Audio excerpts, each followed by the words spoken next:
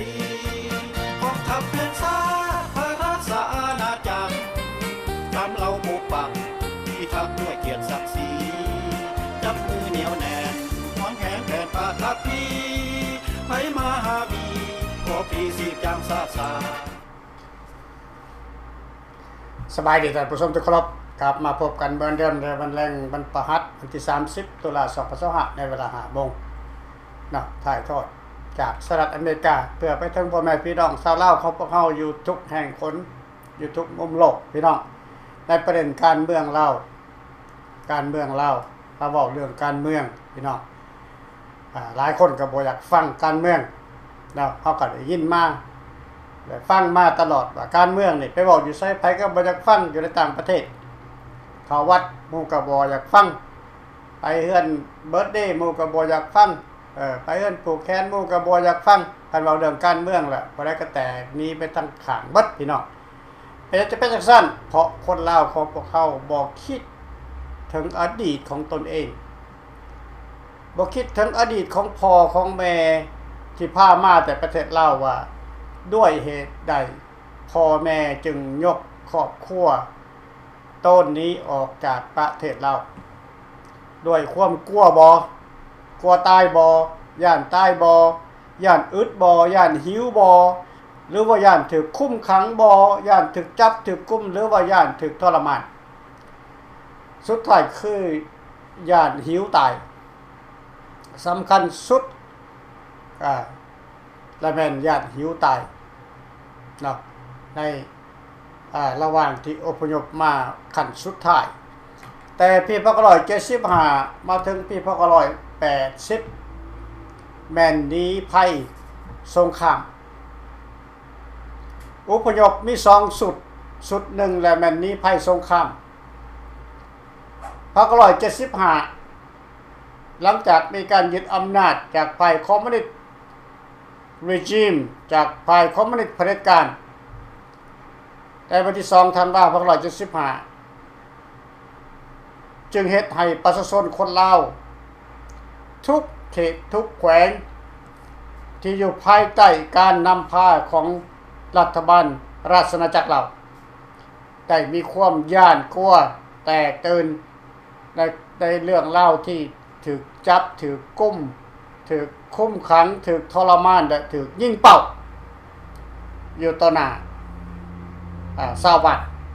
แต่ละบ้านก็ถูกมีการยิงเป้าหาเรื่องหาเล่าใส่คนใดคนหนึ่งว่าเป็นปฏิการเป็นภัยที่ต่อต้านหลักนโยบายของพรรครัฐก็ต้องเอามามัด3อย่างพี่น้องมัดทั้งหลังแล้วก็มัดเข้าใส่เอวมัดเข้าใส่คอแล้วก็สุดท้ายก็ลงมาใส่ตีนเขาว่ามัด3อย่างก่อนเสื้อนะนะเขาว่าบอกว่าย่างก่อนเสื้อคันไผบ่พังความการค้นคว้าหรือว่าอุดมการณ์ของพรรครัฐในระยะที่เขายึดอำนาจใหม่ๆนั้นแต่ถ้าผู้นั้นก็จะต้องถูกย่างก่อนเสื้อให้บักพี่น้องเขาบอกง่ายๆว่าย่างก่อนเสื้อก็คือการจับกลุ่มไปคุมขังและไปทรมานหรือว่าอาจจะถูกยิงเป้าต่อหน้าชาวบ้านเพื่อบ่ให้ทุกคนนั้นมีความแข็งกระด้างต่อนโยบายของพรรครัฐจึงเฮ็ดให้ประชาชนชาวบ้านนับแต่บ้านนอกเข้าหาในเมืองเห็นกับหูกับตาว่าตอนเขายึดอำนาจใหม่ๆนี่เขาฆ่าคนแต่ละบ้านให้เห็นเขายิงเป้าอยู่ในบ้านให้เห็นเขาฆ่าบางบ้านนี่เขาฆ่าเป็น30-40คนให้เห็นเลยต้องหมดพี่น้องเอามานั่งอยู่ในกลางเดินบ้านแล้วก็ปืนยิงตายหมดพี่น้องโอเคเกือบครึ่งบ้านก็มีจึงเป็นข่าวลือออกไปบ้านจากบ้านหนึ่งต่อบ้านหนึ่งจากบ้านหนึ่งต่อบ้านหนึ่งว่าเดี๋ยวนี้อยู่บ่ได้ละเพราะว่าทางอำนาจของภายลาวแดงเมื่อก่อนห้องว่าลาวแดง เมื่อก่อนห้องว่าลาวแดงอำนาจของพายลาวแดงนั้นได้ลุกขึ้นและก็ได้กวดล้างเสื้อสายเลือดของรัฐบาลราชจักรลาวผู้ใดเขาคิดว่าครอบครัวใดเขาคิดว่าจะเป็นปรปักษ์ต่อการเปลี่ยนแปลงระบบของเขาเจ้าเขาก็จะเอาไปขาดทิพย์ไปยิงเป่าหรือจะไปใส่ให้งานแบบทรมานบ่ให้เขาบ่ให้น้ำบ่ให้ยาปินปัวให้ตายเองนั่นการทรมานให้ตายจึงเฮ็ดให้ชาวบ้านทั้งประเทศได้มีความย่านกลัวจึงพากันหูบลูกหอบลูกจูงหลานต้นนี้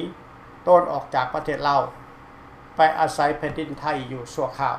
คิดว่าจะไปอาศัยอยู่แผ่นดินประเทศไทยอยู่ชั่วคราวพี่น้องบ่ได้คิดว่าจะได้เดินทางมาไกลแสนไกลจนฮอดประเทศที่เขาจะเดินหุ่งเรื่องประเทศอเมริกาประเทศฝรั่งเศสแคนาดาบ่มีใครคิดมันจะมาไกลปานนี้พี่น้องปัญหาของมันก็คือว่าเหตุการณ์ที่มันเกิดขึ้นอยู่ในลาวนั้นบ่มีไผเอาไปเสนอต่อองค์การสหประชาชาติบ่มีไผไปรายงานต่อองค์การสากลคือ ICC บ่ ICRC บ่หรือว่า United Nation บ่ UN นะใน3องค์การใหญ่ๆนี้ต้องรับผู้ถึงเหตุการณ์ที่เกิดขึ้นอยู่ในลาวในปี1975เขาห้อง War Crime War Crime ตอนนั้นบ่มีหยังเบิดเคสคดีหยังที่ว่าบ่มีคดีหยังที่จะไปจับกุมรัฐบาลลาวแดงได้ในยุคนั้นมีแต่ War Crime คือคดีอาชญากรรมสงครามแต่รัฐบาลภายขวาบ่ยอมเอาไปเสนอต่อองค์การสหประชาชาติด้วยเหตุใดเป็นหยังรัฐบาลภายขวาจึงบ่เอาไปเสนอต่อองค์การสหประชาชาตินี่คือปัญหาหลายท่านก็บ่ฮู้นะหลายท่านก็บ่สนใจบ่สนใจนี่แม่นเป็นการบกพร่องคันบ่ฮู้นี่มันก็คือบ่ฮู้นะเฮาจะไปตำหนิหรือว่าจะไปใส่ความเพิ่นก็บ่ได้เพราะเพิ่นบ่ฮู้จักเด้เรื่องเล่าตัวนี้มันเกิดมาตั้งแต่หัวขวัญหัวเหงาของมันเพราะในรัฐบาลราชจักรลาวเมื่อก่อนนั้นแม่นอยู่ภายใต้กฎระเบียบภายใต้กฎหมายทุกคนมีความสัตย์ซื่อต่อกฎหมายคำว่ารัฐธรรมนูญแต่ละข้อบ่งบอกให้เฮ็ดนั้นให้เฮ็ดแนวนี้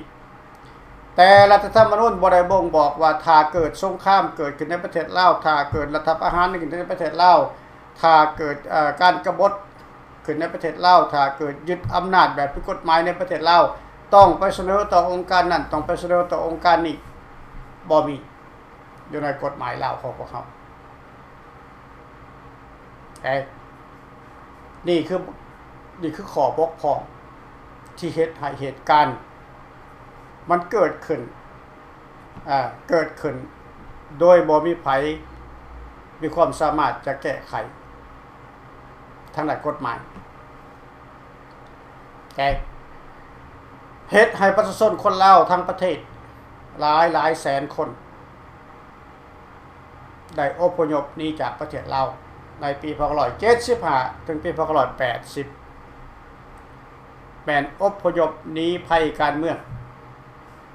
ฉะนั้นแล้วทางสหประชาชาติต้องมีแผนการนโยบายออกมารับห้องเอาอพยพที่หนีภัยการเมืองโดยบ่มีข้อต่อรองนี่คือกฎหมายของสากลพี่น้องที่พวกเขาบ่เคยรู้มาก่อนเพราะพวกเขาบ่เคยเป็นอพยพต่างแดนต่างประเทศมีแต่อพยพมาจากซ้ำเหนือยับลงมาเข้าหอดเวียงจันทน์อพยพมาจากลองแจ้งยับเข้ามาหอดเวียงจันทน์อพยพมาจากเมืองพินเมืองนอกยับเข้ามาหอดสวรรค์เขตอพยพมาจาก คงไซโดนปากสารวันยับขามาหอดปากเซก็เข้ามาหอดสวรรค์เขตรัฐบาลต้อนรับเป็นอย่างดีอพยพสงครามในยุคนั้นทุกคนมีบ่อนอยู่ทำกินรัฐบาลดูแลอย่างดีพี่น้องในยุคนั้นให้เข้าใจแต่สุดท้ายส่วนหนึ่งก็ได้อพยพกลับขึ้นไปถิ่นฐานหลังจากมีการยึดอำนาจในวันที่2 ธันวาคม 75ส่วนหนึ่งก็ถึงบังคับให้กลับขึ้นไปถิ่นฐานตัวเองเพื่อจะเอาไปดัดสั่งเพื่อจะเอาไปทำให้ห่างกายเพื่อจะเอาไปทรมานห่างกายเพื่อจะเอาไปล้างแค้นในเมื่อก่อนพวกท่านบ่ฮู้พวกท่านบ่อยากให้เฮาเว้าเรื่องเก่าแต่มันเป็นเรื่องที่เจ็บแสบอยู่ในสายเลือดของคนลาวทั้งประเทศที่บ่มีวันลืมเรื่องนี้ได้โอเคเรื่องที่มันเกิดขึ้นกับคนลาวในสมัย75 90โอเคจึงเฮ็ดให้การต่อสู้นี่มันยืดเยื้อยาวนานมาเท่าทุกวันนี้บ่แม่นว่าเฮาออกมาด้วยความเครียดแค้นอย่างเดียวนะความเครียดแค้นมันมีอยู่ส่วนหนึ่งอันนี้ข้าพเจ้าบ่ปฏิเสธคนลาวถูกตายยิ่งตายตำสายแดนหลายหมื่นคนเป็นหยังพวกลาวแดงจึงยิ่งอพยพเป็นหยังจึงขาอพยพได้เมื่อเขาบ่มักระบอบเจ้า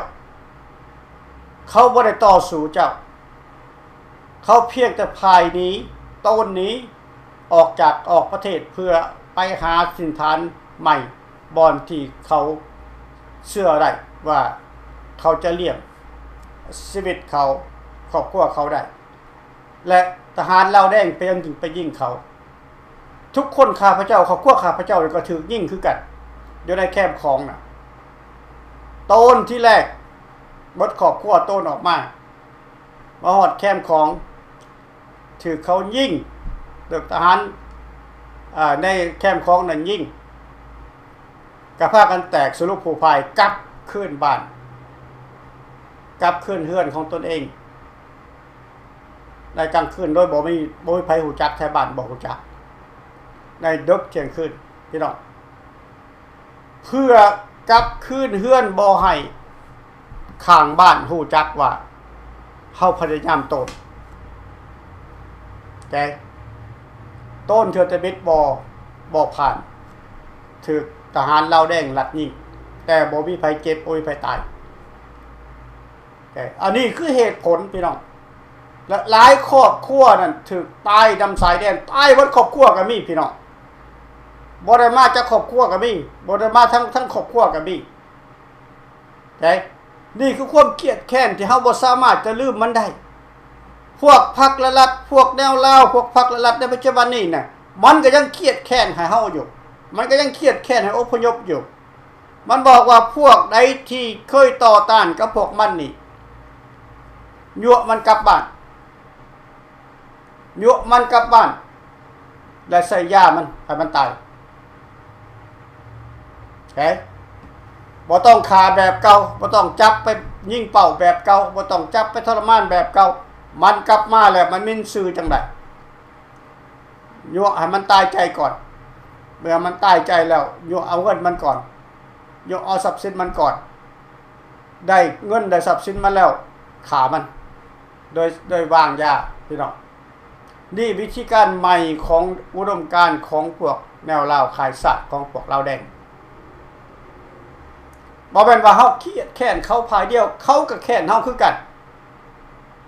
ถ้าเขาบ่แค้นเฮาเขาก็ต้องเปิดประตูเจรจากับอพยพภายขวาหรือว่ากับรัฐบาลภายขวาให้เป็นลาวหนึ่งเดียวกันเข้ามาผสมประสานรัฐบาลเข้ามาช่วยกันพัฒนาสร้างสาประเทศชาติบ้านเมืองได้รัฐบาล2ฝ่ายรวมกัน มันจึงถูกต้องใน50 ปีผ่านไปรัฐบาลสปป.ลาวเคยประกาศอยากจะตั้งรัฐบาลผสมขึ้นมาบอกรัฐบาลเคยประกาศถึงสนธิสัญญาเวียงจันทน์โครงการ18ข้อที่ผิดพลาดไปแล้วบอกรัฐบาลเคยมาประกาศให้โลกหรือว่าประชาชนคนลาวรู้จักว่านี่คือ3เหล่าทหารกล้านี่มันเขาพยายามทวงคืนความถูกต้องความเป็นธรรมในโครงการ18ข้อในพรรค173เขาเคยบอกประชาชนเขาบอกเขาเคยบอกสสเขาบอกเขาเคยบอกคณะรัฐบาลเขาบอกเคยเพราะเขาบ่มีความจริงใจกับพวกเขาเพียงแต่หลอกใส่คนลาวภายขวานี่ไปเป็นเครื่องมือเขาซื่อๆนั่นแหละคือความเครียดแค้นของเขาแต่ลาวนอกของพวกเขาลาวอพยพพวกเขาลืมไปแล้วความเครียดแค้นของตนเองน่ะลืมไปมากมายแล้วพี่น้องส่วนใดที่บ่ลืมเขาก็ต้องยกทุ่งสร้าง3หัวเป็นสัญลักษณ์ให้นั่นคือบ่ลืมความเป็นลาวนั่นคือบ่ลืมความเป็นอพยพนั่นอยู่ในทุ่งศาสตร์ลาวสร้าง3หัวคือติดอยู่ทางหลังข้าพเจ้านี่คือซี่บอกใครว่าลาวอพยพที่บ่พอใจจะอยู่ในประเทศลาวแบบขี้ข่าหับใส่พี่น้องแบบข่าทาสหับใส่เขาเป็นคนลาวเขาต้องมีศักดิ์ศรีแผ่นดินลาวของพวกเขาบ่มีในประเทศลาวเขาก็มีในประเทศต่างประเทศก็เป็นแผ่นดินเฮาคือกันไปอยู่ประเทศใดเขาก็เป็นซิติเซนประเทศนั้นเขาก็มีสิทธิ์เป็นเจ้าของแผ่นดินในประเทศนั้นก็บ่แตกต่างอย่างกันแต่เฮาบ่สามารถอย่างเดียวนี่คือปล่อยให้แก้วแดงเข้ามายึดประเทศลาวของพวกเขานี่คือเรื่องสำคัญเฉพาะคนลาวทุกคนบ่ว่าแต่ลาวในลาวนอกควรจะคิดให้ดีๆว่าประเทศลาวนี่ตกเป็นประเทศแก้วไปในตัวแล้วพวกท่านสังเกตได้ง่ายๆสังเกตเอาเองสังเกตได้ง่ายๆว่าตั้งแต่75มาจนถึงปัจจุบันนี่50 ปีแล้วรัฐบาลลาวเคยเฮ็ดหยังให้แน่ต่อเคยสร้างเคยพัฒนาหยังแน่ในประเทศลาวที่เป็นของคนลาวแท้ๆมีบ่คิดเบิ่งเงินหลายร้อยพันล้านดอลลาร์ที่ได้มาจากต่างประเทศเงินค้ำการศึกษาเงินช่วยการศึกษาจากออสเตรเลียแต่ละปีน่ะออสเตรเลียจะช่วยประเทศลาวมาเนี่ย50 ปีแล้วปีหนึ่งบ่หลุด8-9 ล้าน10 ล้านดอลลาร์ช่วยให้ฟรีเพื่อให้ไปจ่ายเงินเดือนค่านายครูเพื่อให้ไปซ่อมแป้งโรงเรียนเพื่อให้ไปเฮ็ดอาหารเตรียมอาหารการกินให้นักเรียนนักศึกษาให้นักเรียนพี่น้องเงินจำนวน8-9 ล้าน10 ล้านแต่ละปีที่ออสเตรเลียส่งช่วยประเทศลาวนั้นรัฐบาลลาวเคยไปแจ้งต่อสภาบ่รัฐบาลลาวเคยนำเขาลงไปแก้ไขตามนโยบายของออสเตรเลียเขาอนุญาตมาบอกรัฐบาลเก็บเงียบพี่น้องเก็บเงียบแล้วเงินมันเอาไปใส่พี่น้องเก็บเงียบเงินเอาไปให้เวียดนามแกเอาไปสแต็กเบิดรัฐบาลลาวจะได้อยู่ประมาณ 3% 3% ก็มากพ่อหลายพ่อแล้ว 3% น่ะได้คณะรัฐบาลทุกคนน่ะก็มากพ่อหลายสมควรแล้วพี่น้องเพราะรัฐบาลลาวบ่ได้กินแค่แต่เงินยืมเงินขอรัฐบาลขายยาเสพติดรัฐบาลเฮ็ดยาเสพติดขายอีกรัฐบาลขายแผ่นดินลาวไปอีกให้เจ๊กพี่น้องเงินในน่ะรัฐบาลขายแห่ขายทาสอยู่ในประเทศลาวอีกเป็นเงินของรัฐบาลเงินน่ะมันไปใส่มันเคยถึงประชาชนบ่เคยเอาไปสร้างหนทางบ่เคยเอาไปสอบโรงเรียนบ่เคยเอาไปสร้างพวกมอแล้วก็ซื้อยกซื้อยามาให้มันคือประเทศต่างๆบ่มีพี่น้อง แกอันนี้แหละใครพวกทานเบิ่งเอาเองอย่ามาเชื่อข้าพเจ้าเบิ่งเอาเองพวกทานอยู่ในประเทศลาวเกิดอยู่ในประเทศลาวถนนหนทางที่พวกทานเห็นมันปูย่างท่าย่างท่าม้าลายสีขอกสีขาวนั่นมีแต่เป็นเขตของจีนทับประทานสัมปทานทั้งนั้นพี่น้องเขตจีนสัมปทานทั้งนั้นที่พวกทานเห็นมันจบมันงามเกิดขึ้นนะพี่น้องให้เข้าใจแกเรียบแค่เมืองเวียงจันทน์นั่นที่บ่แม่นที่ว่าจีนมันจังบ่ทันพัฒนาออกไปนั่นมันก็ยังเป็นเขตของมันอยู่มันก็ยังเป็นเขตสัมปทานของจีน99ปีอยู่หมดเมืองเวียงจันทน์นั่นล่ะบ่แม่นจะได้บึงถาดหลวงหมดแขวงเวียงจันทน์น่ะเป็นเขตสัมปทานของจีนแดง99ปีแต่ว่าการพัฒนาของมันจะต้องค่อยเป็นเถอะน้อยพวกท่านต้องเข้าใจว่าในบึงถาดหลวงหรือว่าเขตพัฒนาของจีนแดงนั้นมันเป็นเขตผิดกฎหมายมันเป็นสถานที่ที่เป็นสแกมเมอร์มันเป็นสถานที่ที่ฆ่ามนุษย์และฆ่ายาเสพติดอยู่ในหันพวกท่านเห็นบิลดิ้ง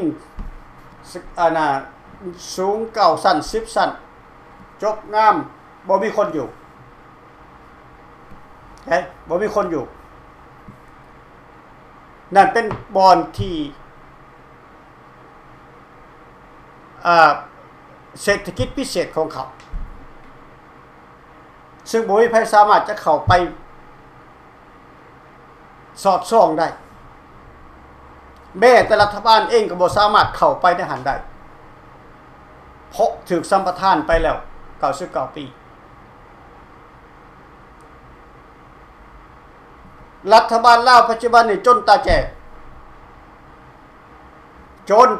แล้วพี่น้องหัวตำฟ้าแล้วพี่น้องเพราะไปขอทานมาได้เขาก็บ่ให้อเมริกาก็บ่ให้พี่น้อง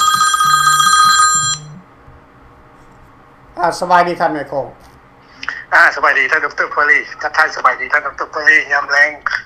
วันประหัสวันที่30นอกก็สิวัดเดือนไปอีกแล้วเนาะขอทักทายสบายดีท่านดร.พอลลี่พร้อมด้วยครอบครัวลูกเต้าวัดทุกคนเด้อดูดีมีแฮงกันท่านดร.พอลลี่ก็ออกมาตามหน้าที่เนาะท่านดร.พอลลี่เนาะเอาละการที่เข้ารายการข้าพเจ้าขอทักทายสบายดีไปยังพ่อพี่น้องชาวลาวของที่ฮักแพงทั้งหลายอยู่ทั่วทุกมุมโลกที่สดับรับฟังอยู่ที่เข้าใจภาษาลาวเรานอกเราในเราอยู่ในประเทศก็แล้วแต่ลูกหลานนอกที่เห็นเห็นงานต่างประเทศไทยก็แล้วแต่พม่าเกาหลีเหนือก็แล้วแต่ก็ขอความกรุณาเนาะกดไลค์กดแชร์เพื่อเป็นแรงใจกำลังใจกันทุกแชร์ทุกคนขอคนละแชร์พี่น้องท่านผู้ใดหรือว่าท่านใดกดไลค์กดแชร์กันเป็นการโฮมไม้โฮมมือโดยบริเสียงนั้นเสียข่าวนั่นก็ขอให้มีความสุขความเจริญกันทุกคนพ่อแม่พี่น้องเนาะเอาละข้าพเจ้ากับบ่ให้เสียเวลาเนาะแล้วก็ขอแสดงความเคารพไปยังท่านที่ปรึกษาของสำนักทหารการหรือว่าFIAO Governmentของเราผู้รักผู้ใหญ่ทุกคนทุกท่านทุกครอบครัวเด้อขน้อยเด้อขน้อยก็คือแม่คงศรีทรัพย์นาคก็ได้ออกมาพบพ่อกับท่านดร.พอลลี่อีกมื้อนึงก็ขออนุญาตเข้าร่วมรายการกับท่านดร.พอลลี่เนาะพี่น้องเนาะเอาละท่านดร.พอลลี่ข้าพเจ้าได้ยินข่าว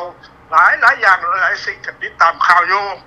นักการท่านมาออกมาแถลงการมื้อนี้ก็จบหลายท่านดร.พอลลี่มันจะเป็นเรื่องจริงที่ทุกอย่างที่เรามานั่นดร.พอลลี่ที่เขาลืมบ่ได้บาดแผลที่เขาเก็บซ้ำแล้วเกิดนั่นพ่อพี่น้องชาวลาวเขาเก็บปวดที่สุดนั่นพ่อพี่น้อง50 ปีผ่านมานั่นท่านสิเว้าแล้วก็น้ำรับตั้งแต่วันที่2ธันวาคมหลังจากโค่นล้มขึ้นมาแล้วก็แตกยังยิ้วกันมาพ่อพี่น้องแต่ประกาศเจ้านายเพิ่นแตกคนใน73 74ผู้แหละผู้เพิ่นรู้จักให้น่ะนี่ก่อนไปฝรั่งเศสผู้หลายน่ะพ่อพี่น้องแล้วก็ปล่อยให้ลูกหลานหลัง75แล้วก็วันที่2งานมากระแตกแนวยาวต่อมาได้2 3 4เดือนแล้วอึดอยากมากแค่ที่ท่านดร.พอลลี่ว่านั่นแหละเข้ากับอึดได้เพราะว่าพี่น้องน้ำตาลกับบ่มีท่านไฟสายเขาปิดไส้แดงดิทางฝั่งไทยก็ลักข้ามออกมาขายให้ทางนั้นฝั่งลาวนี่แหละเอาข้ามของมาทางนครเวียงจันทน์เนาะกับคันทางไทยเห็นเขาก็ยิงคันทางลาวแท้บ่ยิงดอกก็เลือกลมก็มีเลือกความก็มีทานไฟสายแป้งนัวน้ำตาลแล้วก็หลายสิ่งหลายอย่างเนาะแล้วก็ส่วนเข้านั่นครับพระเจ้าก็เคยเว้าแล้ววันอาทิตย์ที่แล้วนั่นก็ว่าข้าวพระเจ้าก็เฮ็ดเวียกพิเศษเนาะ ก็ได้เอาไม้ตัดไม้ทอดนั่นน่ะไปแลกข้าวไทยมากินเพิ่นเข้ามาใหม่ๆเด้เพิ่นก็เข้ามาแต่มือกับตีนรถเกือบตีนรถกับปืนอากาศเพิ่นเจ้าเก่าเลยดร.ปรีมันสิเอาหยังมามันก็มากินมาสแตกอยู่นำมันเฮานี่แหละเมื่อรัฐบาลอเมริกาถอนตัวออกนี่มาแล้วก็บ่มีเงินงบประมาณช่วยเหลือก็ได้เอาตัดไม้ทอดไปแลกข้าวไทยมากินตั้งอยู่หลายเดือนนะพ่อแม่พี่น้องเป็นปีพุ่นล่ะท่านพ่อแม่พี่น้องแล้วก็พอประชาชนก็อยากเลยเขาเฮ็ดสหกรณ์ซื้อข้าวก็ได้พุ่นละ5กิโลบ่10กิโลก็นี่จบรถท่านดร.ปรีนี่แหละเงินกับเฟ้อลงแล้วบัดนี้ของกับแพงข้าวยังกับแพงด้วยบัดคนก็แต่งยาวพวกเมียข้าราชการทหารตำรวจก็อยู่บ่ได้ท่านว่าผู้ใดเป็นข้าราชการทหารเฮ็ดเวียกน้ำอเมริกาเฮ็ดเวียกน้ำทูตหรือข้าเจ้านี่คือการเขาหมายหัวไว้โลดกระทึกไปสัมมนากระทึกจับไปเงียบมันจะอยู่ได้ยังไงท่านดร.ปรีอยู่ก็บ่มีความหมายอยู่ก็อยู่แบบว่าบ่มีอนาคตย่านตายย่านถึงจับคันจับไปแล้วก็บ่บอกพี่บอกน้องจักมันสิส่งไปไสพุ่นน่ะซับดอกซับเหลือพกสลีพุ่นอันนี้ล่ะพ่อแม่พี่น้องอนาคตของลาวเฮาน่ะความเจ็บซ้ำความเจ็บปวดกับดร.ปรีจะได้เล่าแล้วครับบ้านข้าพเจ้านี่อยู่ติดเข้มของแต่ละมื้อได้ยินเสียงปืนละ8:00 น 7:00 น 9:00 นเลยมื้อแล้วได้ยินโลดยามได้น้อยขึ้น5เทื่อ6เทื่อบ่ขาดเสียงปืนตุ๊บๆๆๆเสียงอากาศนี่กูโดนแล้วยินข่าวโลดว่ากูเศร้ามาว่าโอ้เขายิงเฮียนั่นแหละยิงผู้นั้นและยิงผู้นี้แล้วตายแล้วล้มแล้วก็มีแล้วคนก็รอดไปก็มีคือท่านดร.ปรีว่านั่นแหละเอาอันนี้ก็เป็นชะตากรรมของชาวลาวเฮาเนาะพ่อแม่พี่น้องเนาะและอีกอย่างนึงก็มาพบมาพ่อกันอยู่ศูนย์หนองคายนี่แหละหลายเข้าจนได้ 50,000 กว่าคนในศูนย์หนองคายพ่อแม่พี่น้องศูนย์อุบลนั่น 30,000 กว่าคนเป็นอันดับ2ของประเทศไทยหลายที่สุดมันหนองคายอุบลนั่นเป็นอันดับ2มันมี13ศูนย์พ่อแม่พี่น้องแล้วก็มาทุกข์มายากอยู่ในศูนย์นั้นทรมานสหประชาชาติก็ยอมแบมือเอาต้อนรับสิมาเท่าใดก็มามื้อละ10คน5คนมื้อละ100 200 300คนถึงนั้นรับเอาหมดแล้วก็ไทยก็เลี้ยงข้าวเลี้ยงก็บ่แม่นว่าได้กินเต็มที่ได้พ่อแม่พี่น้องนึกอยากให้กินแบบคล้ายๆกำลังโทษก็ว่าแม่นแล้วก็อันนี้ก็พ่อแม่พี่น้องคงสิรู้จักแล้วมันชีวิตเป็นอพยพนี่มันทุกข์มันยากมันลำบากส่ำไหนกลัวสิได้มาประเทศที่3อ่ะก็มีอีกหลายคนหลายท่านหลายครอบครัวได้ท่านดร.ปรีท่านพ่อแม่พี่น้องผู้ชมฟังทั้งหลาย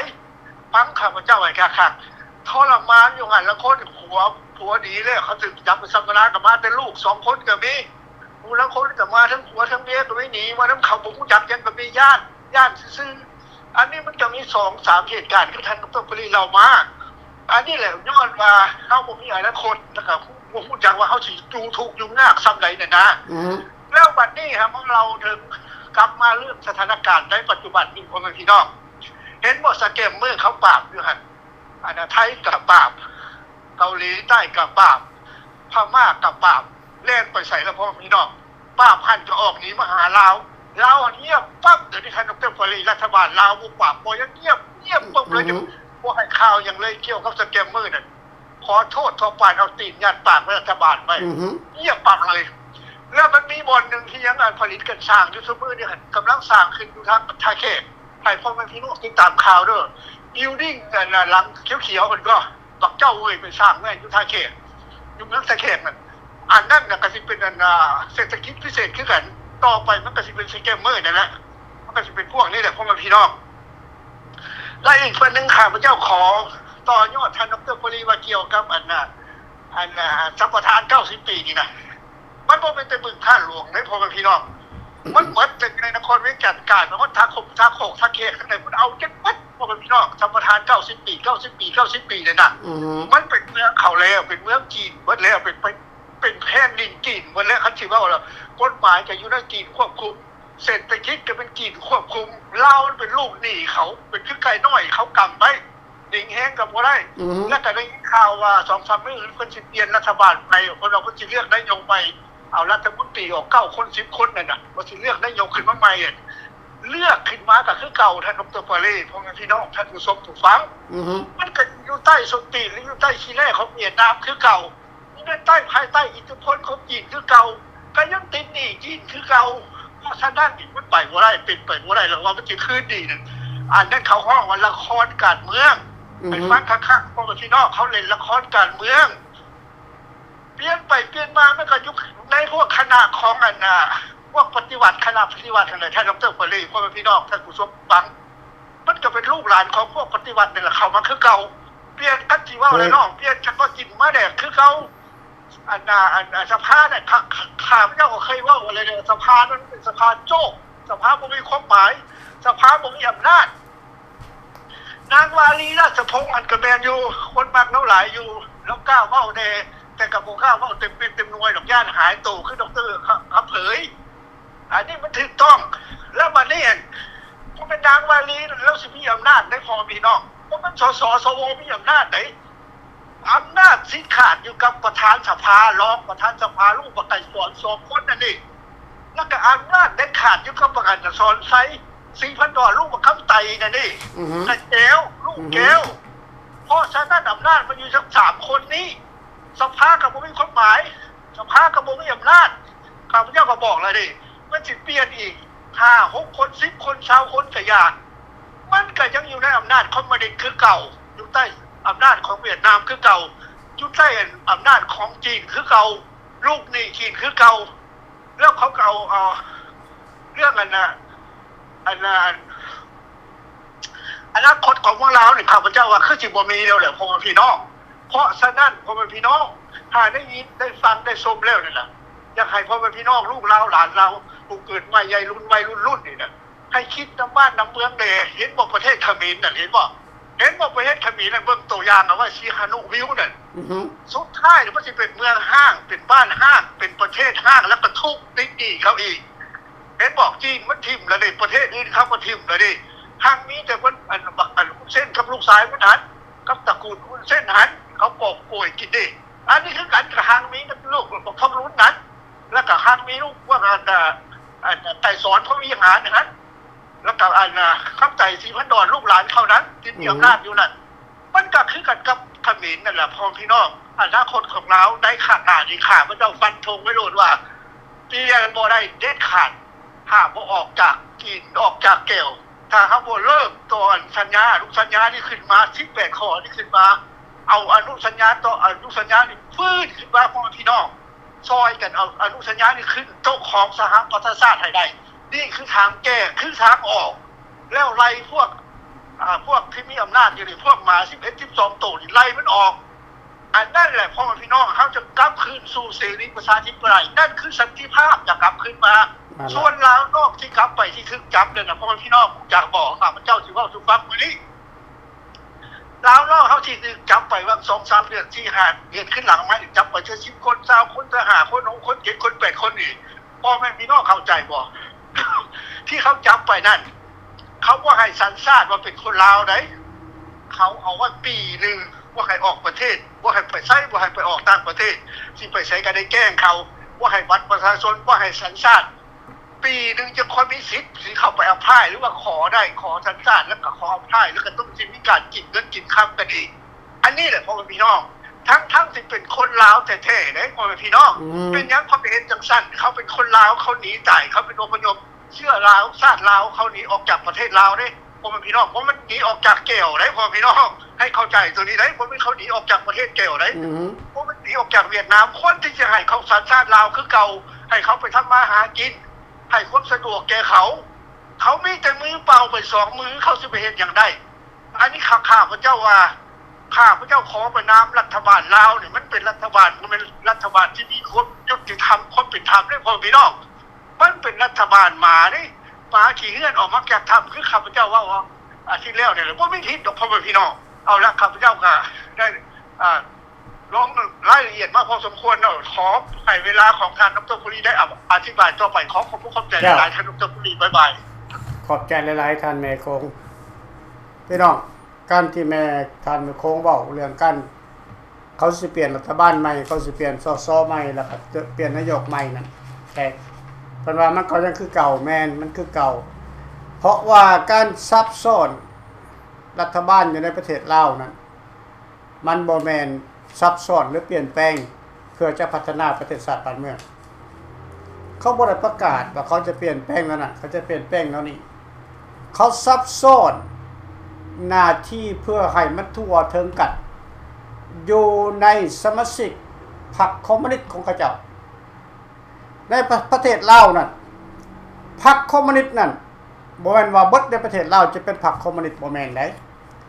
พรรคคอมมิวนิสต์นั่นคือพรรคของรัฐของอันนั้นมติของรัฐนั่นพวกที่อยู่ในโครงการคอมมิวนิสต์เวียดนามนั่นเขามีรายชื่อของเขาเจ้าแก้วมีรายชื่อไว้ผู้ใดที่เขาเชื่อว่าจะ carry on ว่าจะดำเนินการตามนโยบายของรัฐบาลของแก้วได้พวกนั้นจะกลายเป็นพรรคคอมมิวนิสต์เป็นสมาชิกพรรคคอมมิวนิสต์ในตัวอย่าลืมว่ามันหลายพรรคคอมมิวนิสต์ในตัวนี่นะดังนั้นเขาจึงซับซ้อนกันให้มันเข้าทันก่อนจะเบิดปีการพอดีบ่ทันได้หน้าที่นี่ตำแหน่งนี่เอาขึ้นมาเพื่อหยังเพื่อกอบโกยหน้าที่สูงก็กอบโกยได้หลายหน้าที่ต่ำก็กอบโกยได้หลายขนาดหนึ่งหน้าที่สูงก็ให้กอบโกยไปหลายขึ้นกว่าเก่านี่คือการแลกเปลี่ยนหน้าที่และตำแหน่งเพื่อความหั่งความมีของคณะของพรรคคอมมิวนิสต์สปป.ลาวพี่น้องอย่าไปคิดหวังว่าเขาเปลี่ยนนายกใหม่เขาเป็นรัฐมนตรีใหม่แล้วมันจะมีการแก้ไขความทุกข์ยากบอกแก้ไขกันกฎหมายบ่มีมันเป็นการซับซ้อนในนโยบายของกระเจ้าก่อนอายุเขาจะแก่เกินควรเขาห้องว่าก่อนมันจะถึงอายุกินยานาเกินเท่าใช่ดังนั้นแล้วเฮ็ดจะได้เขาจึงจะหยุดการเคลื่อนไหวของพวกนี้ได้คนลาวในประเทศลาวทั้งประเทศมีไผมีแนวคิดมีไผมีนโยบายมีไผมีความสามารถมีไผมีความกล้าที่จะต้องออกมาวางแผนและแก้ไขบ่ให้มันเกิดขึ้นในประเทศลาวมีบ่ข้าพเจ้าพันธงบ่มี100เกิน100บ่มี100เกิน100โอเคฉะนั้นแล้วมันต้องใส่องค์การนอกประเทศที่มีประเทศที่มีประชาธิปไตยและอนุมัติให้พวกเขาได้เคลื่อนไหวทางด้านการเมืองได้ก็คือสหรัฐอเมริกาเป็นต้น EU เป็นต้นพี่น้องใน2ประเทศใน2ขวัญใหญ่นี่เนาะพี่น้องเขาจะให้ทุกคนทราบว่าปัจจุบันนี้ตอนนี้ยังเกิดขึ้นอยู่ในลาวมียังเกิดขึ้นในเขมรมียังเกิดขึ้นในพม่า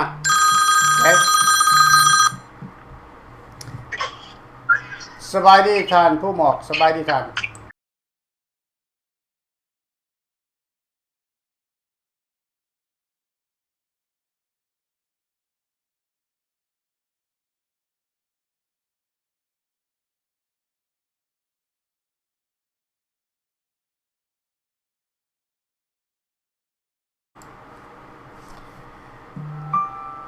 และ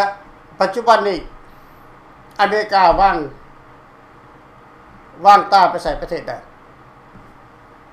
โอเคพวกท่านก็จะสังเกตเอาถ้าข้าพเจ้าบอกไปพวกท่านก็สิว่าข้าพเจ้านี่เอาข้างตัวเองบ่แม่นโอเคพวกท่านคิดเอาเองโอเคอยู่ในอเมริกานี่นักพรรคการเมืองที่ถูกต้องตามกฎหมาย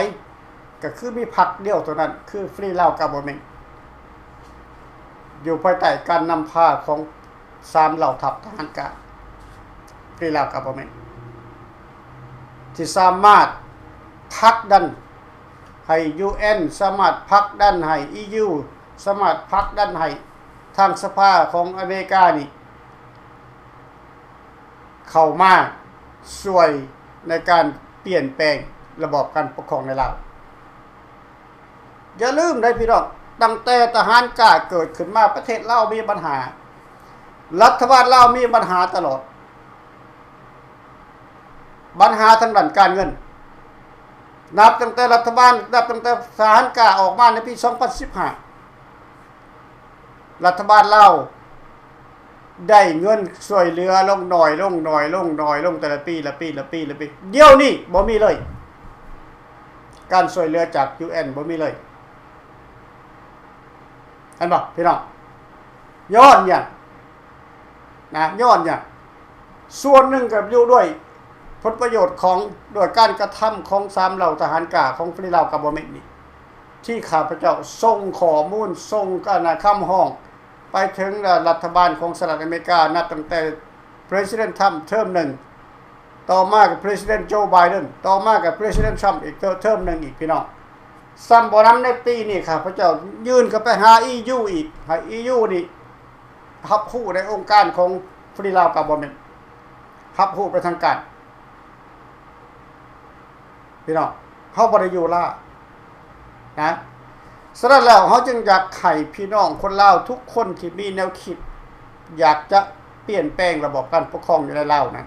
ก็ง่ายอยากจะขับไล่อำนาจการปกครองขับไล่รัฐบาลสปปลาวเผด็จการนี่ออกจากการออกจากอำนาจนี่เข้ามาร่วมในฟรีลาวกับบ่แม่นพี่น้องเขามาช่วยกันคิดช่วยกันทำนะรัฐบาลฟรีลาวก็เม็ดเนี่ยเขายังต้องการคนดีต้องการคนมีความรู้ต้องการคนมีความสามารถเข้ามาช่วยกันนำรงช่วยกันแก้ไขช่วยกันปกครอง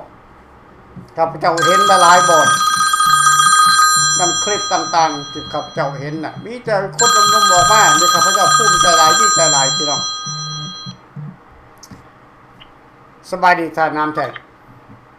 สบายดีท่านดร.พาดีสบายดีท่านสบายดีพ่อแม่พี่น้อง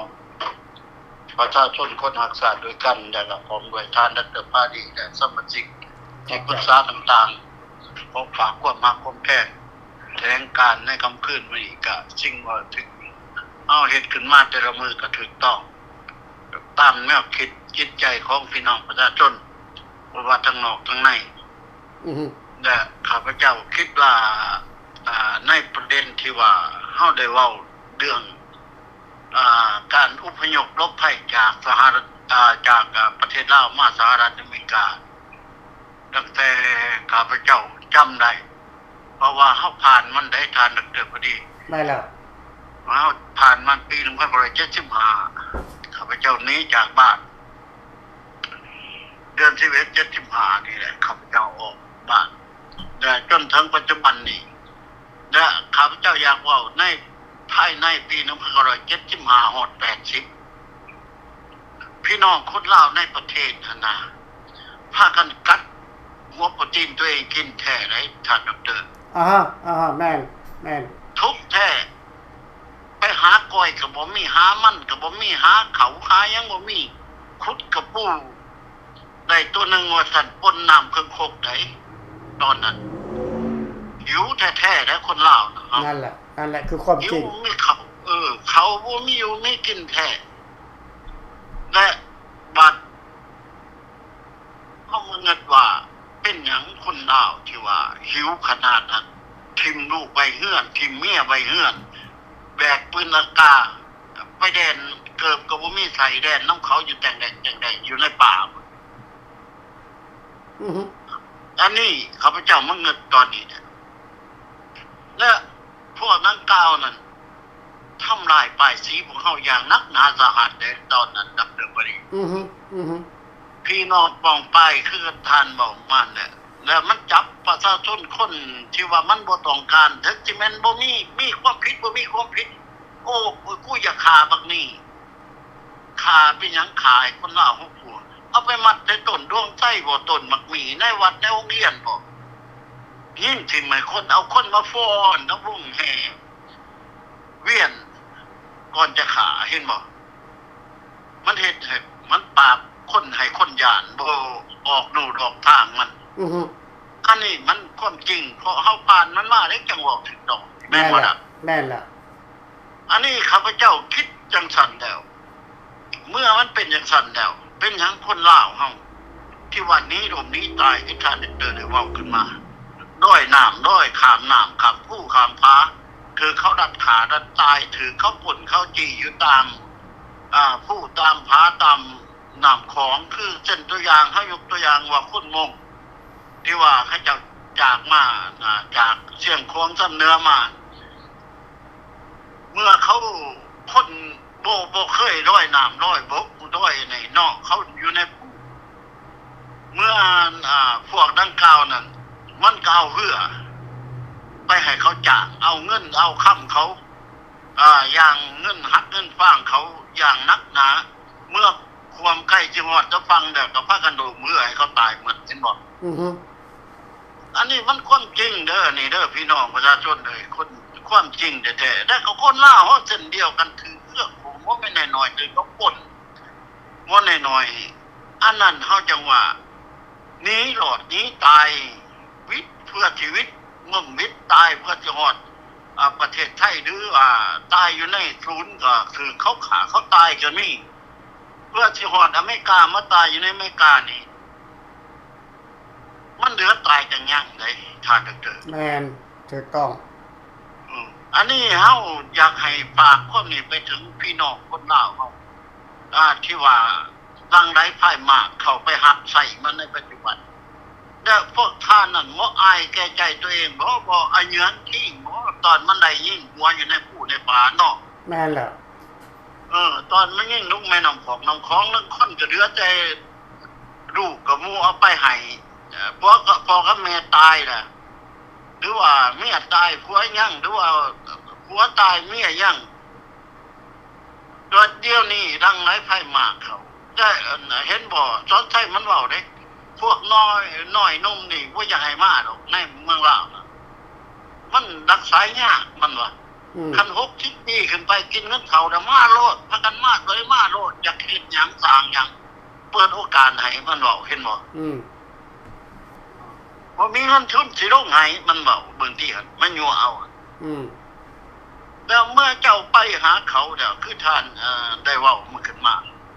เมื่อเขาตบมือพื้อพาเอาเดี๋ยวเมื่อเขาไว้เนื้อเชื่อใจเขาน่ะเขาก็เอายาอันตรายให้จะกินเท่าละหน่อยไปห้องหมอสั่งบักนั่นมึงอย่าให้มันอยู่หึงเด้ออยู่ในห้องหมอแม่นบ่ล่ะแม่นแล้วตั้งไปในห้องหมอบ่ฉีดยาก็เอายาให้กินตายเอาดาวคนดาวเฮาว่ายังบ่สงสัยตัวเองด้วยได้นี่ล่ะตั้งแต่75จนฮอดปัจจุบันนี้มันกินน้ำไผมันกินน้ำประชาชนในทานเด้อแม่นมันกินน้ำประชาชนจนฮอดปานนี้50 ปีเนี่ยมันยังกินน้ำประชาชนได้แทนที่มันสิเลี้ยงประชาชนคือความมันเว้าว่ามึงอยากได้หยังกูเอาให้บ่ได้จะเดือนกับดาวมันมีบ่มันเอาให้ประชาชนมีแต่มันปล้นประชาชนเดี๋ยวนี้เก็บภาษีปีนึง3 เทื่อ 4 เทื่อได้บ่แม่นเก็บภาษีได้ฐานน้ำแตงเก็บสวยมื้อนี้บักพ่อบ้านมาเก็บมื้อหน้าทหารกองร้อนไปเก็บมื้อฮื้อเจ้าเมืองไปเก็บแม่นบ่ตั้งโดนเสียอยู่ภาษีอยู่ตลอด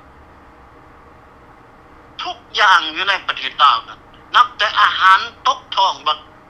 คณะมา71โตนั่นมีแต่รวนแต่เงินประชาชนทั้งหมดแต่ไปปอดให้มันจิตได้ปอดมัน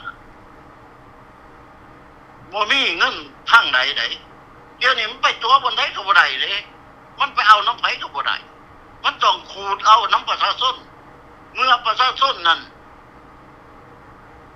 บ่มีความหมายสำหรับมันแล้วมันก็เตะทิ้งแม่นล่ะเงินอยู่ในผู้เฒ่าอยู่ในประเทศลาวนั่นมีเงินเบี้ยบำนาญกินบ่ทหารบ่ตำรวจโนบ่มีได้ขนาดได้คู่นายหมอนี่ยังไปวางเตี้ยมันสอนฟรีเบิดแล้วก็ไปหาแย่งอาหารกินน้ำหนักเฮียคันว่านายหมอว่าซั่นหาแย่งกินอาหารน้ำคนป่วยอันนี้เด้อพี่น้องเฮาอยากให้คนลาวเฮาตื่นซะมันถึงขนาดนี้เด้อมันบีชีวิตขนาดนี้เด้อมันเบิดในประเทศลาวบ่มีการช่วยเบิ่งที่ไฟไหม้ประเทศนี้บ่มีเลยรถดับเพลิงอยู่ไสแล้วก็น้ำท่วมอยู่ไสเรือสิไปช่วยประชาชนบ่มีดินถล่มอยู่แข้งขมวนไม่มีอะไรประชาชนหนีหมดแย่งเอาดินเขาสับแย่งเอาหน้าเขาเอาเงินเขาสับเจ้าอยู่นี่บ่ได้ตัวไปนี่อันตรายเจ้าต้องได้ง่ายๆนี้ ให้ดอกกัน9 ล้าน10 ล้านหรือ30 ล้านเจ้าตัวในง่ายอย่างนี้เห็นบ่มันเอาทุกรูปแบบได้ทานนักเตอเที่ยวนี้นะนั่นแล้วนี่คือการกดขี่เรื่องแต่เฮาเว้ามาเว้าเรื่องพวกแก๊งสแกมเมอร์มันบ่แม่นน้อยๆได้มันเป็นล้านๆคนได้เข้าในประเทศลาวเดี๋ยวนี้ฮะแล้วคนลาวมันจะไปดีอยู่ไสคือคนลาวมันจะไปกินหยังอยู่ไสมันพวกนี้สแกมเมอร์นี่มันก็เอาไปแดกเบิดนี่อีหยังก็ได้แม่นบ่ล่ะแม่นแล้วอันนี้ล่ะข้าพเจ้าเองจึงอยากออกมาเว้าเพื่ออยากให้คนลาวเฮาเข้าใจคือกันกับตำรวจนั่นแหละผู้บักมันเอาจริงปราบสแกมเมอร์นั่นก็เอามันไปขายตัวเห็นแต่กระดูกกองเหยาะอยู่นี่นั่นแหละนั่นอันนี้ล่ะคนลาวเฮายังไปหลงไหลไฟฝันนำพวกป้าบอข้อแตกประเทศตัวเองอยู่50 ปีแล้วกินน้ำประชาชนหมุนอยู่น้ำประชาชนมันบ่มีเงินมันหามาได้ตั้งแต่ต่างประเทศยังมันยัดเข้ากระเป๋ามันกลับไปแบ่งกันกับอีฟอมันอยู่ท่าน้อยคือท่านจะเจอว่า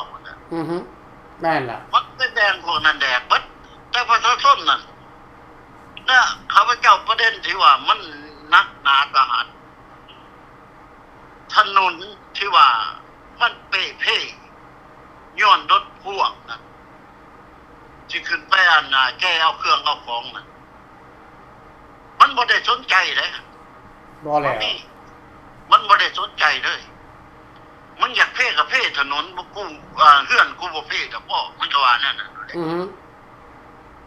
แล้วเฮาจะเฮ็ดจังได๋ล่ะคือกันทางขึ้นวังเวียงได้เบิ่งเอาแต่แม่น้องพี่น้อง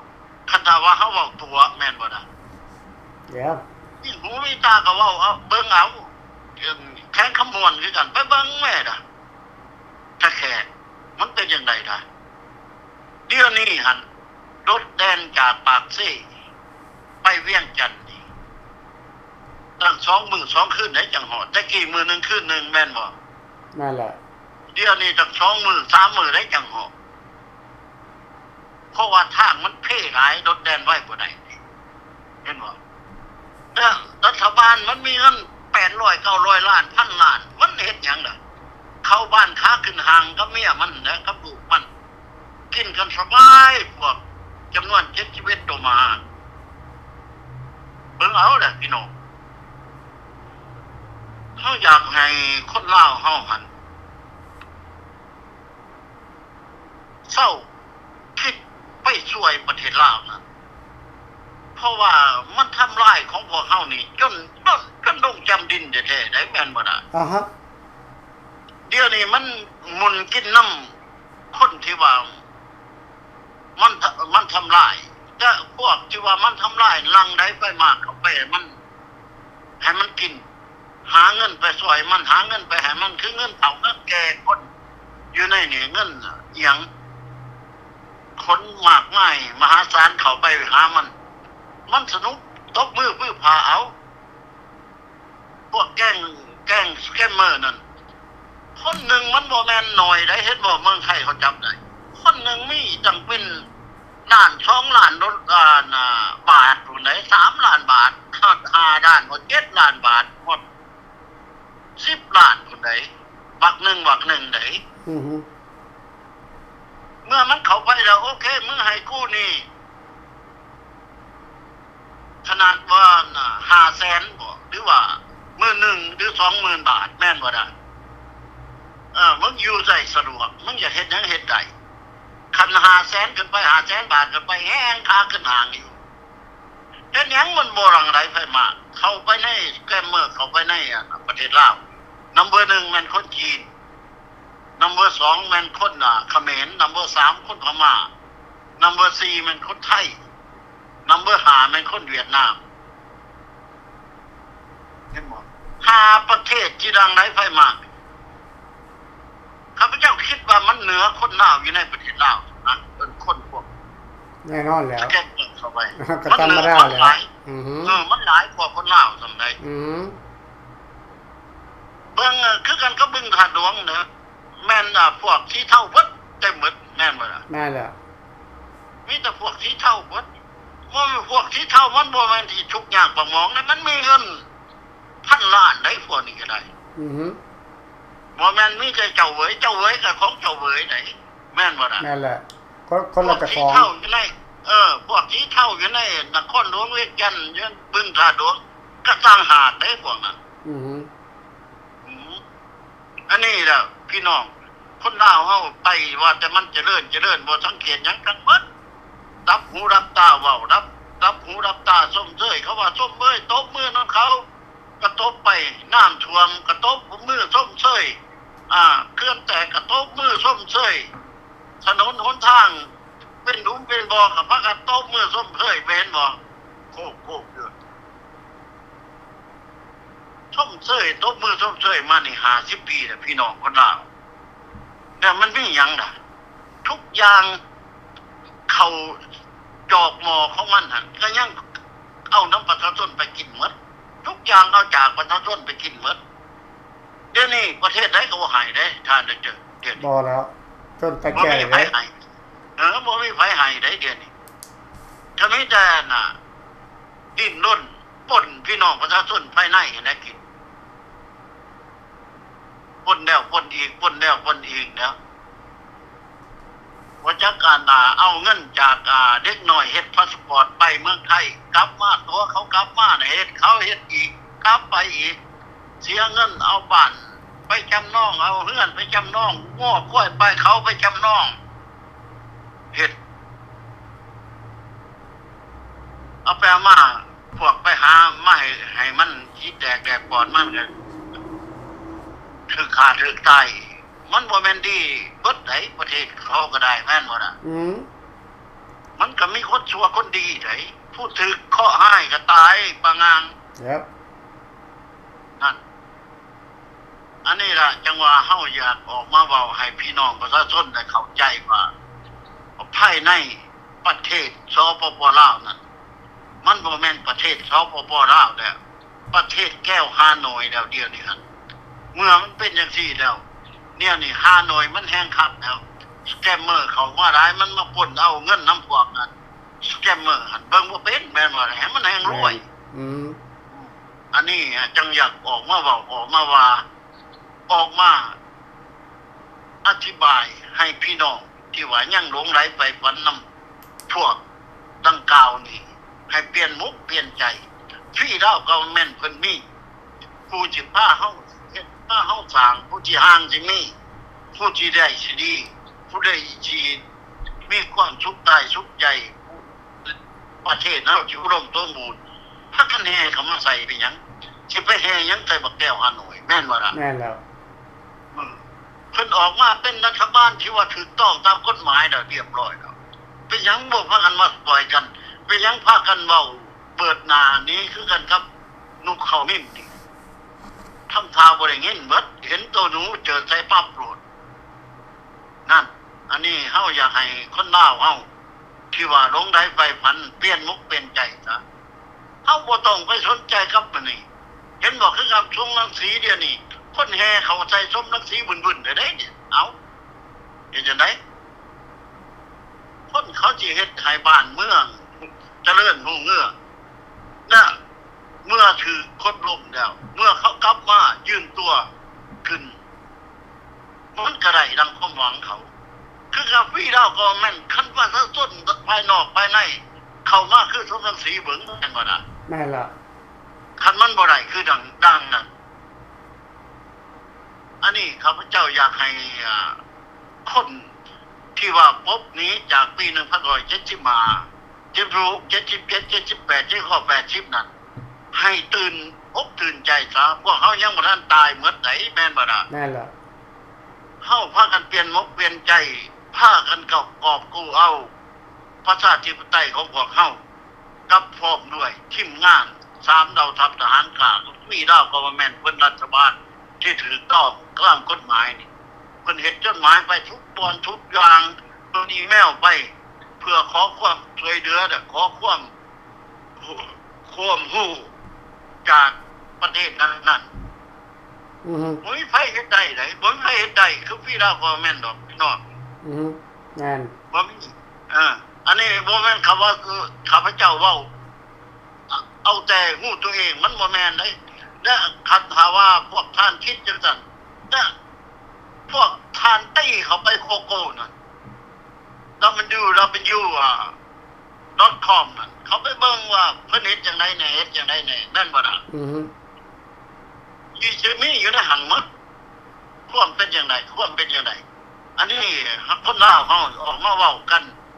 ประนามกันทับท้องโจมตีกันไปซื่อๆมันบ่คือพี่น้องมันบ่คือเว้าแล้วมันก็บ่คือเพราะฉะนั้นที่มันคือนี่คือฟรีดาวก็แม่นผู้เพิ่นเฮ็ดแท้ทำจริงเฮาต้องได้รู้จักว่าคนลาวเฮาไผเป็นคนจริงใจไผเป็นคนจริงจังสินั่งปกครองประเทศให้ความเจริญได้จังได๋ถ้าพวกท่านคิดเอาเองแม่นบ่ล่ะตาเจ้าอันนี้เฮาบ่อยากให้บ่แม่นสิไปเว้าดูถูกคนลาวเฮาทุกๆคนดอกคนลาวเฮามีมันสมองมีเงินมีทองมีเขาอยู่เฮือนนอนคืออยู่อเมริกานี่มีรถลาทุกอย่างเรียบร้อยหากจะยอมให้ดาวได้4ข้อนี่มันตายคนเดียวนะการดำเนินถึงจะได้ขอฝากความแพทย์พี่น้องคณะพี่ดาวกอแม่นนะพร้อมด้วย3ดาวทัพทหารกาและพี่น้องประชาชนคนรักชาติด้วยกันทุกท่านจนได้เป็นกำลังใจให้ซึ่งกันและกันเนาะท่านเด้อบายท่านเด้อบายโอเคบายท่านน้ำแตงบายนี่แหละพี่น้องความเป็นห่วงเป็นใยของศาสตร์และบ้านเมืองมันบ่มีเรื่องอื่นจะนำขึ้นมาเสนอมีแต่เรื่องเก่าแก่ที่เขาต้องนำขึ้นมาเสนอเพื่อให้คนเล่าเนี่ยมีกำลังใจให้คนเล่าเนี่ยมีความทรงจำเหตุการณ์ที่มันบ่ควรเกิดมันมาเกิดกับคนเล่าอพยพแต่75จนปี2580ลาวอพยพปี2575-80เนี่ยมันอพยพหนีภัยการเมืองเอาชีวิตรอดความตาย80มาแม่นอพยพลี้ภัยเศรษฐกิจหลังจาก80มาแล้วประเทศลาวยังทุกข์ยากอยู่ประเทศลาวขาดอยู่ขาดกินบ่มีการดูแลแก้ไขจากรัฐบาลอพยพจึงพากันหลั่งไหลออกมาตลอดการแต่80มาจนฮอด94สหประชาชาติจึงตัดขาดบ่ให้บ่รับอพยพอีกหลังจากปี2594แต่หลังจาก94เป็นต้นมามีอพยพแบบใหม่เข้ามากับอพยพมาแบบงานแบบขอวีซ่ามามากมายหลายแสนคนเป็นล้านคนแล้วในปัจจุบันนี้อยู่ต่างประเทศที่อพยพมาในวีซ่าน่ะมาแบบวีซ่าน่ะนั่นก็อพยพคือกันมาแล้วก็บ่อยากกลับมาแล้วก็ต้องสร้างครอบครัวตั้งครอบครัวอยู่ต่างประเทศแล้วก็บ่อยากกลับประเทศเราเพราะเห็นความยากจนพี่น้องเห็นความทุกข์ยากเห็นความลำบากเห็นความกดขี่ของรัฐบาลแต่เขาบ่ปากเขาบ่เว้าเขาบ่เผยแพร่เขาบ่เปิดเผยย้อนเขายังกลัวอยู่ยังกลัวว่าคนครอบครัวเขาอยู่ในประเทศลาวนั่นมันจะบ่ปลอดภัยแต่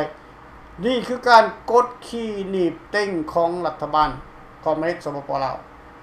บ่มีทางใดจะแก้ไขปัญหาตัวนี้ได้บ่มีทางใดจะขับไล่พวกนี้ออกจากอำนาจการปกครองได้ยกเว้นในการฮื้อฟื้นสนธิสัญญาเวียงจันทน์2573พี่น้องที่รัฐบาลฟินแลนด์กับโมเมนต์นี่ทำอยู่ในปัจจุบันนี้นั่นคือการถอนโฮมลาวนะครับมาอยู่ในฟรีลาวกับโมเมนต์นี่คือรัฐบาลพัดถิ่นของราชอาณาจักรลาว